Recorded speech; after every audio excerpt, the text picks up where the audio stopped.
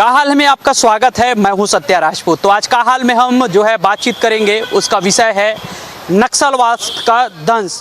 जो नक्सल पीड़ित लोग हैं कैसे जीवन जीने को मजबूर है। चूंकि बस्तर की हम बात करते हैं तो बड़ा खौफनाक नज़ारा जो है सामने आता है, और ऐसे में उस बीच में कैसे जीवन जी रहे हैं, कितना नुकसान हो रहा है, कितने दर्द में है, ये जानने की आज हम कोशिश करेंगे। और जो मैं आपको तस्वीर दिखाने वाला हूँ वो एक दिन दर्द में आप वो महसूस करके देखिए, उनकी बातों को वो समझ में आ जाएगा कि वो कैसे जीने को जो है मजबूर हैं। तो बस्तर के दर्द की कहानी जो है बस्तर के जो पीड़ित है उन्हीं के जुबानी आपको सुनवाते हैं। क्या नाम है आपका? कुम्हारी राधा सलाम। कहाँ से आए हो? नारायणपुर जिला से। अच्छा, नारायणपुर जिला से। तो नक्सलवाद से आपका क्या नुकसान हुआ है वो बताइए आप। मेरा एक आँख में नहीं दिखता है, इस आँख में नहीं दिखता। अच्छा, कैसे नहीं दिखता, क्या हो गया था? बम ब्लास्ट हुआ था, वहीं से नहीं दिखता है। अच्छा, बम ब्लास्ट। तो आप बम के बीच कैसे पहुंच गए थे आप? हम लोग दोनों भाई बहन खेलते खेलते आंगनबाड़ी जा रहे थे, बीच में इमली पेड़ था, फिर टिफ़िन में बम गाड़े थे। हम लोग को नहीं पता था कि यहाँ बम गाड़े हैं बोल के, तो मेरे भाई जाके उसको उठाने के बाद फट गया।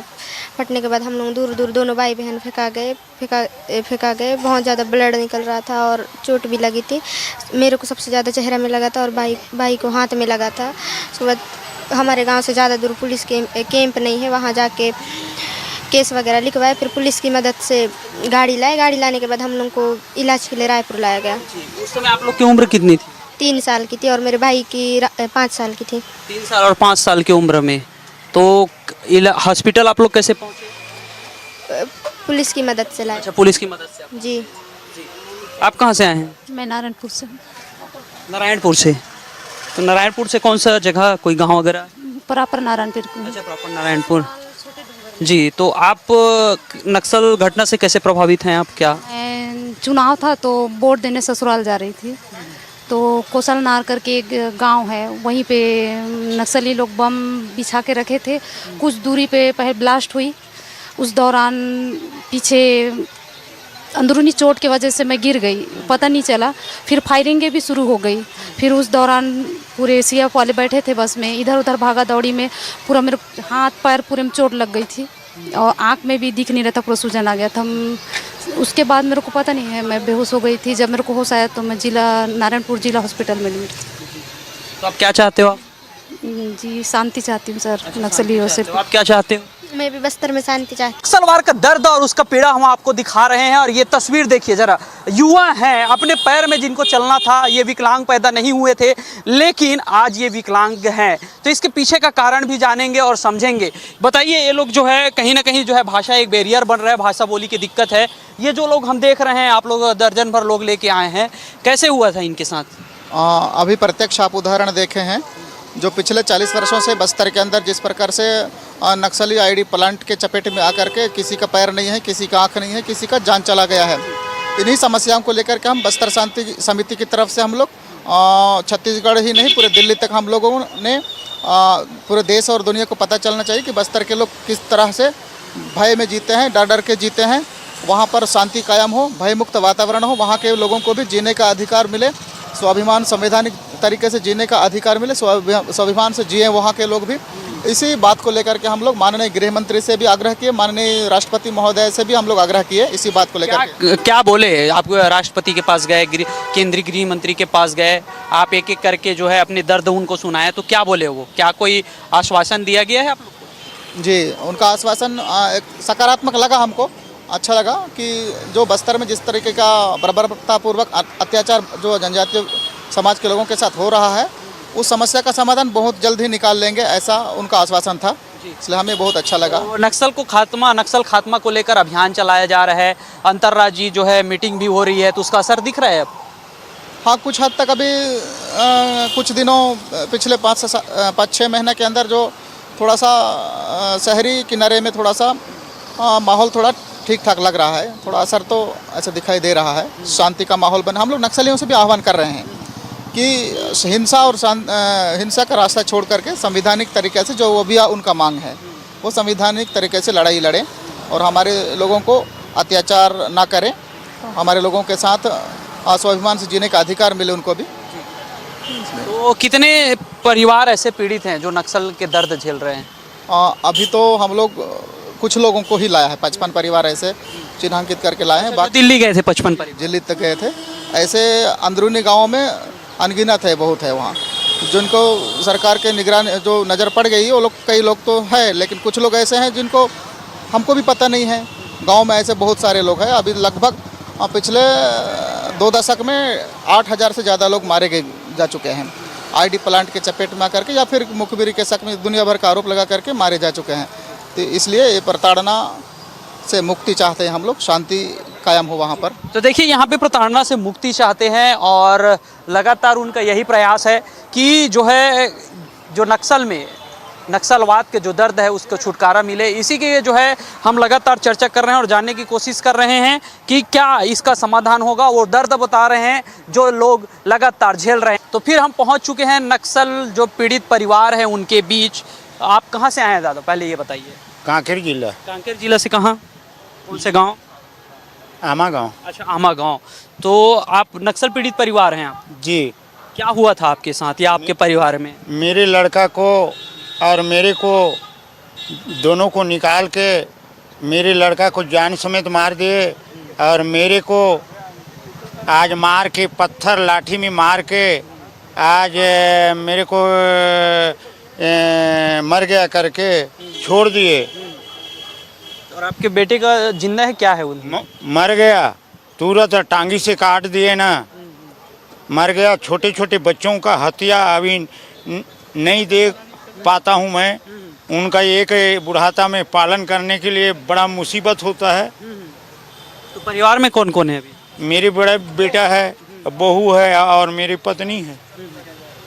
छोटे बेटे की शादी हो गई थी जिसकी हत्या की है नक्सली? नहीं, उसका दो बेटे हैं, वो अलग है, अपने जीवन करता था। ये घटना कब की है, कौन सी? 18 का। 2018 में जी। तो सरकार से कुछ मदद मिला है आपको उस समय? ये 1 लाख रुपया मिला मेरे को और मैं ये 1 लाख रुपया में मेरे अपने जितना जो संपत्ति था, सोने चांदी, वह एकदम गंभीर था। मैं 1 माह तक बात नहीं कर पाया मुंह से और ये से खून निकलता था। आपके घर में आपको नक्सली ने घेर लिया? जी, घर से निकाले और घिसाल के ऐसे रोड में घिसालते ले गया। ये पूरा निकल गई। ऐसे हमारे बस्तर में अभी शांति पूर्व आना चाहिए। ये जो है आप लोग लगातार प्रयास कर रहे हैं कि नक्सल पीड़ित लोगों का दर्द लोगों के सामने आए। तो आज कुछ परिवारों से हमने बातचीत भी किया। क्या चाहते हैं आप लोग, ये बताएं। बस्तर में नक्सलवाद समाप्त होना चाहिए और बस्तर में आज 4 दशक पहले जो बस्तर में शांति था वो शांति फिर से लौटना चाहिए। लोग आज़ादी के साथ जीते थे। मांदर की थाप में जीने वाले आदिवासी हैं बस्तर में, और बस्तर की आबो हवा और प्राकृतिक सुंदरता के साथ प्रकृति से जुड़ के जो जी रहे थे, कोई आतंक नहीं था, कोई भय नहीं था। वही वातावरण फिर से लौटना चाहिए। ये नक्सली कैसे पैर पसार लिए? जब आप प्रकृति के गोद में रह रहे थे, अपने स्वतंत्रता पूर्वक जी रहे थे, नक्सली कैसे हावी हुए धीरे धीरे वहाँ, ये बताइए। देखिए, नक्सलियों का हावी होना, उनको एक कंफर्ट जोन मिल गया, जंगल झाड़ी मिल गया उनको रहने छुपने के लिए, और इस वजह से बढ़ता गया नक्सल। स्थानीय लोग विरोध नहीं करते थे इसका? स्थानीय लोग आज तो पहली बार आज़ादी के बाद हिम्मत करके आए हैं। ये लोग नक्सलवाद के खिलाफ हम कभी बोल नहीं पाते थे। 4 दशक का जो दर्द है आज फूटा है। आज फूटा है। 4 दशकों का जो दर्द है अभी बाहर आ रहा है, और जो बाहर आ रहा है इसको हम हमारे प्रदेश के सभी छत्तीसगढ़ वासियों के सामने भी हम दिखाना चाह रहे हैं। इसके साथ साथ हम देश की राजधानी इसलिए गए थे ताकि बस्तर में नक्सलवाद का दंश कैसा है। और दिल्ली गए थे आप, किन किन लोगों से मिले? पूरे परिवार को लेके गए थे दिल्ली? जी, नक्सल पीड़ित परिवार को लेके अपन दिल्ली गए थे। दिल्ली में देश के जो गृह मंत्री हैं माननीय अमित शाह जी, उनसे मुलाकात हुई। देश के महामहिम राष्ट्रपति महोदया से हमारी मुलाकात हुई, और उनके मुलाकात के बाद हमको उन्होंने आश्वस्त किया है कि नक्सल समस्या का अब समाधान होगा और बस्तर से नक्सल समस्या के समाप्ति के लिए सरकार काम करेगी। उन्होंने आश्वासन दिया है और बस्तर में शांति और विकास लौटेगी। क्योंकि यहाँ पे लगभग हम लोगों के पास गए, गोंडी और हल्बी बोलते हैं। चूँकि एक भाषा समझना और उसको अपना व्यक्त करना, हमारे दर्शक को समझाना एक कठिन काम हो जाता है। तो ऐसे में आप एक आध लोगों का कहानी जो है, जो सच्ची कहानी है पीड़ित जो है, वो आप बता पाएंगे क्या? एक पीड़ित नहीं, मैं आप चाहेंगे तो मैं कई पीड़ितों की पूरी जीवन की कहानी बता दूंगा, क्योंकि इनके साथ रह के इनका दुख दर्द के साथ जीने का आदत सा हो गया है। अभी इनके साथ रह के इनका दुख दर्द देख के बहुत पीड़ा होती है। मैं एक छोटा सा आपको वाकया मैं बताना चाह रहा हूँ। बीजापुर में सुक्की है। सुक्की जब 3 साल की थी तो 3 साल में उसका माता जी का देहांत हो गया, और जब वो 11 साल की हुई तो किसी कारणवश नक्सलियों ने उसके पिताजी की हत्या कर दी, और जब वो 14 साल की हुई, माता पिता को गंवा चुकी थी, परिवार में उसको पालन पोषण करने वाले कोई सदस्य नहीं थे। आज 14 साल की उम्र में उस सुक्की टोरा बीनने के लिए जंगल जाती है, और आईडी के चपेट में आने से उसका एक पाँव हमेशा के लिए अपंग हो गया, अपना पैर खो दी वो। पैर खो दी। जिसके माता पिता नहीं हैं, जिन्होंने शारीरिक रूप से विकलांग हो गए हैं, तो ऐसे लोगों का जीवन को आप क्या समझेंगे? इनका जीवन नरकमय हो गया है, बिना सहारा के चल फिर नहीं पाते। क्योंकि बिहार का ये मामला है और ऐसे में ये तमाम घटनाएं हो रही है। किस तरह से आपको मदद मिलता है, कैसे आप हॉस्पिटल पहुंचते हैं? सरकार के जो मूलभूत सुविधा देना है, जो शहरों में आप देख रहे हैं, उसमें का 10% भी सुविधा आपको जंगल में मिलता है? देखिए, बस्तर में नक्सलवाद के कारण कई ऐसे जगह हैं, कई अंदरूनी क्षेत्र हैं जहां आज भी सड़क मार्ग नहीं है, जहां पगडंडियों के रास्ते, जंगल के रास्ते हमको जाना होता है। अब उन रास्तों में राशन भी पहुंचाना दुर्लभ हो जाता है। ये केवल नक्सलवाद के कारण विकास रुका हुआ है, और बस्तर का जो विकास है वो आज कहीं ना कहीं या तो ठहर सा गया है, या तो रुक सा गया है, या तो उसका जो गति है वो धीमी हो गया है। क्यों धीमी हुआ है? सिर्फ नक्सलवाद के कारण धीमी हुआ है। हम फिर दिल्ली पहुंचते हैं। आप दिल्ली गए थे, फिर जेएनयू भी गए, वहाँ आप लोग नारेबाजी किए, क्या दिक्कतें वहाँ हुई और नारेबाजी आप क्यों किए जेएनयू में? जेएनयू में हम नारेबाजी इसलिए कर रहे थे, भारत का सर्वोच्च शैक्षणिक संस्थान है, और भारत के सर्वोच्च शैक्षणिक संस्थान में नक्सलवाद के समर्थक वहाँ रहते हैं। वहाँ नक्सलवाद जिंदाबाद के नारे लगाते हैं। अय अफजल, हम शर्मिंदा हैं, तेरे कातिल जिंदा हैं, ऐसा नारा जेएनयू में लगता है। और उन लोगों को हम इनका दुख दर्द और पीड़ा को वास्तविक और प्रत्यक्ष रूप से दिखाने के लिए ले गए थे। आप बड़े आराम से घुस गए या रोका गया आप लोग? नहीं, हमको घुसने के लिए बहुत मशक्कत करना पड़ा, हमारी गाड़ियों को रोक दिया गया। हम तो इन पीड़ितों को उतार के बोले कि आपको बड़ी गाड़ी का परमिशन नहीं है। हम ज़बरदस्ती जेएनयू में घुसे थे, और वहाँ के छात्र हमको लेने आए, हमको ऑटो में बिठा के अंदर ले गए, और वहाँ पे उन्होंने लगाया है नक्सलवाद मुर्दाबाद के नारे। नक्सलवाद से तोड़ोगे तो राष्ट्रवाद से जोड़ेंगे, वहाँ के छात्रों ने नारा लगाया है। और वहाँ के छात्र भी नहीं चाहते कि बस्तर में नक्सलवाद इस तरह से पनपे, क्योंकि 4 दशक का जो पीड़ा है, यही पीड़ित ग्रामीणों ने उनके सामने में रखा है, वहाँ के छात्रों के सामने में रखा है। अच्छा, इन 4 दशकों में कितने लोगों की मौत हो चुकी है, जो बेगुनाह हैं, आम पब्लिक है, जो अपने साधारण जीवन जी रहे थे? बस्तर में ऐसे 8000 से अधिक सिविलियंस निर्दोष जो हैं वो मारे गए हैं। और ये जो विकलांग यहाँ बैठे हैं, जो दिव्यांग हो चुके हैं, इनका कोई कसूर नहीं था। नक्सलियों दिव्यांग हो चुके हैं जो अपने हाथ पैर खोए। एक ऐसा जो हमारे पास आंकड़ा है, उसमें मैं आपको बताना चाहूँगा, 1000 से अधिक लोग हैं जो दिव्यांग हो चुके हैं बस्तर में, जिनका जीवन दिव्यांग होने के कारण नरकमय बन गया है। वो अपनी, या तो परिवार में ऐसा भी परिस्थिति है, किसी परिवार का कमाऊ सदस्य की मृत्यु हो गया है नक्सलवाद के दंश में, हत्याएं हो गई है, परिवार का कमाऊ सदस्य नहीं है। कोई ऐसी छोटी बच्चियों को देखिए आप, कैसे यहाँ पे कुछ गर्भवती महिलाएं भी आई हैं जो नक्सल पीड़ित है। और मैं आपको एक छोटा सा चीज़ बता रहा हूँ, चिंता गुफा सुकमा ज़िले में आता है, वहाँ का राहुल, मैं गया हूँ चिंता गुफा, उसका क्या कसूर है? वो तो सिर्फ गाय बैल चराने गया था। जब पानी प्यास लगी तो बेचारा खेत के किनारे पानी पीने के लिए गया हुआ था। आईडी ब्लास्ट होने से दोबारा अपने जीवन में अपने परिवार को क्या, दुनिया को भी नहीं देख सकता है। उसकी पत्नी छोड़ के चली गई। आज वो बेसहारा हो गया, अपने बिना भाई या अपने बिना परिवार के किसी सदस्य के चल भी नहीं सकता है। आज मतलब नक्सलियों से मैं आग्रह करना चाहता हूँ कि आप हिंसा का रास्ता छोड़िए, आप मुख्य धारा में लौटिए, आप लोकतांत्रिक तरीके से लड़ाई लड़िए।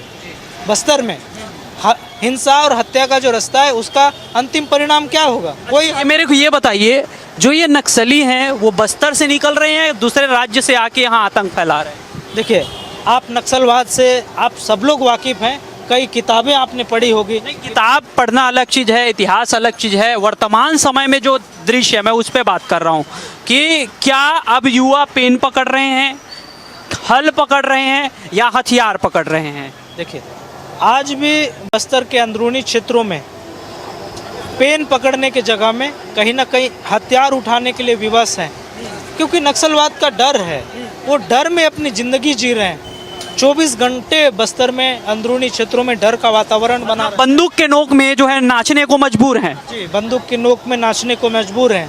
ये तो पहली बार हुआ है। आप देख सकते हैं कि पहली बार बस्तर के शोषित पीड़ित लोग आज दिल्ली में जाके आवाज़ उठा रहे हैं। ऐसा देश कह सकते हैं बस्तर बोल रहा है अब। बस्तर बोल रहा है। कबीर जी भी ने कहा था कि कबीरा खड़े बाजार में लिए लुकाठी हाथ, जो घर जा रहे आपने संग चले मेरे साथ। मतलब समाज को बदलना है, इतिहास बदलना है, इतिहास लिखना है तो लोगों को तो एक साथ निकलना ही पड़ेगा। नक्सलवाद के बीच में इतने तमाम घटना है, आप जो है शांति समिति की राह पे चल रहे हैं, कहीं डर लगता है थोड़ा बहुत? देखिए, नक्सलवाद का डर तो बस्तर में जो भी पीड़ित हैं, शोषित हैं, सब लोगों को है। लेकिन हम कब तक डरेंगे? कब तक बस्तर नक्सलवाद के दंश में रहेगा? शांत बस्तर कब तक रक्त रंजित रहेगा? 4 दशक झेल लिए डर के बीच में। हम झेल लिए डर के बीच में, लेकिन और कितना झेलेंगे? आने वाली पीढ़ी नक्सलवाद मत देखे, हम यही चाहते हैं। आज शांति समिति हम लोग बना के हम काम इसलिए करना चाह रहे हैं, शांति समिति के माध्यम से आप सभी मीडिया जगत के लोग हैं, देश में प्रबुद्ध लोग हैं, हमारे समाज के जो एक इंटेलेक्चुअल क्लास है, जो लोग पढ़े लिखे हैं, हमारा सामान्य जो समाज है, आम समाज है, सबको हम जोड़ना चाहते हैं। क्योंकि नक्सल केवल हमारे देश के गृह मंत्री भी हमारे सामने अपने संबोधन में बोल रहे थे कि नक्सली आप मुख्य धारा में लौटिए, क्योंकि बंदूक की नोक पे वो डराते हैं। तो बंदूक की नोक पे आज सरकारें भी काम करेंगी, वो सरकार का काम है। हमारा काम है समाज को एक साथ जोड़ना और नक्सलवाद के खिलाफ में खड़ा करना और बस्तर में शांति का रास्ता तय करना। हमको शांति के लिए क्रांति जरूरी है और ये क्रांति हम युवाओं के बीच, ये परिवारों के बीच देख रहे हैं, जहां 4 दशक लग गए मुंह खोलने में। आज राजधानी, देश के राजधानी दिल्ली पहुंचे, राष्ट्रपति से मिले, केंद्रीय गृह मंत्री से मिले, आज छत्तीसगढ़ के राजधानी रायपुर में है। ये तस्वीर देखिए, अब कहीं ना कहीं बस्तर का जो तस्वीर है वो बदलेगा, क्योंकि लोग अब बोल रहे हैं, अब मौन नहीं है, अपने अधिकार के प्रति जागरूक हो रहे हैं। अब ये तस्वीर है और हम एक ही लोग से बात इसलिए कर रहे हैं, चूंकि मैं आपको बता दूं, क्योंकि कहीं ना कहीं हम लोग भाषा एक बड़ा बैरियर हो गया है एक दूसरे की भावनाओं को समझने में, एक दूसरे की बातों को समझने में। गोंडी, हल्बी, छत्तीसगढ़ में तो तमाम लैंग्वेज है, लेकिन यहाँ पे उसको समझना एक चुनौती है। ऐसे में जो है लगातार बातचीत का दौर जारी है और कुछ लोगों से हम बातचीत करेंगे, फिर आपके पास आते हैं। जो यहाँ पे कुछ लोग हैं उनसे समझ लेते हैं। कहाँ से आए हैं आप? टेमरू गांव से। कौन सा जिला? नारायणपुर जिला। अच्छा, नारायणपुर से आए हैं। तो आप पीड़ित परिवार से हैं? हाँ, परिवार नहीं, इसके साथ हेल्प वाला हूँ। अच्छा, आप पीड़ित परिवार से हैं? जी सर। कौन आपके घर में किसको क्या हुआ था? मेरे को हुआ था। अच्छा, क्या हुआ था? मेरा हाथ टूट गया था सर। दुर्गेश नाम है आपका? नहीं, रामू सलाम। अच्छा, रामू सलाम। क्या हुआ था आपके साथ? हम लोग छोटे थे सर, उस समय हम लोग का कैसे चोट आई थी वो बताइए। जी वो केटली बम से उड़ गए थे सर। अच्छा, बम की चपेट में। बम को कैसे, आप बम के पास कैसे पहुंच गए थे? हम लोग खेलते खेलते सर गए, आंगनबाड़ी जा रहे थे, तब रास्ते में हम लोग को चमकते हुए दिखा तो अच्छा, उसको। आपकी बहन भी साथ में थी जो? जी सर। तो हम लोग उसी को चपेट में आया और सर हमारा मेरा हाथ लग गया और मैं उसको उठाया, तब हमारे ऊपर फुट गया सर। तो आप क्या चाहते हैं आप कि आपके साथ हुआ वो किसी आपके परिवार किसी के साथ हो या ना हो, क्या चाहते हो? वही चाहते हैं सर। हम जो चीज़ से जेले हैं, जो परिस्थिति से जेले हैं, वो आने वाली पीढ़ियों के साथ ना हो, ऐसे हम लोग सोचते हैं सर। जी, तो यहाँ पे हर कोई यही चाह रहा है कि ये चीज़ ना झेलें। कहाँ से आए हो आप? बीजापुर जिला। अच्छा, बीजापुर जिला से कहाँ से, मतलब कोई गांव, शहर, ब्लॉक? हाँ, गंगालूर। अच्छा, गंगालूर। तो वहाँ पे आप पीड़ित परिवार से हैं, किसी लेके आए? जी, मेरी नानी भी है। और अच्छा, क्या हुआ था आपके परिवार में बताइए। जी, मेरी नानी मेरी मम्मी को बस बिठाने आ रही थी, तब आईडी ब्लास्ट हो गया है, उसका पैर खो दिए।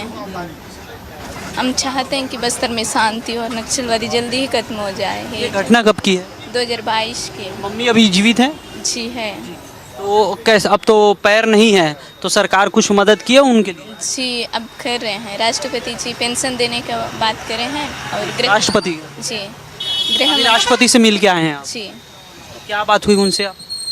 वही है, मैडम से बात हुआ, हो गया कि वो पेंशन देने की, ये सभी परिवार की इतनी दुख भरी बातों को वहाँ पर रख दिए, तो बोले हैं कि हर साल पेंशन मिलेगी। जी तो अब क्या चाहते हैं आप? अब हम चाहते हैं कि बस्तर में शांति हो जाए, जिस तरह ये घटना घटी और किसी लोग उस स्थिति से ना गुजरे। तो देखिए, हर घटना के पीछे एक दर्द है, एक कहानी है। किसी ने अपने माँ बाप भाई पति, तो किसी ने जो है बेटा खोया है, और दर्द के बीच हम बातचीत कर रहे हैं। चूँकि हम इनके दर्द में जो इनको कुरेदना नहीं चाहते, लेकिन ये कहानी दिखाना इसलिए ज़रूरी है चूँकि ये मामला मानवता का है, संवेदना का है, एक अत्याचार से छुटकारा दिलाने का है। और ये दिलाने की मांग को लेकर जो अपने जान हथेली में लेकर लोग जो निकल चुके हैं बस्तर से। कहाँ से आए आप? मेरे को सर अच्छा नहीं लग रहा, थोड़ा दूसरा पूछे। सिर अच्छा जी, लगातार सफ़र हो गया दिल्ली से लेकर यहाँ। जी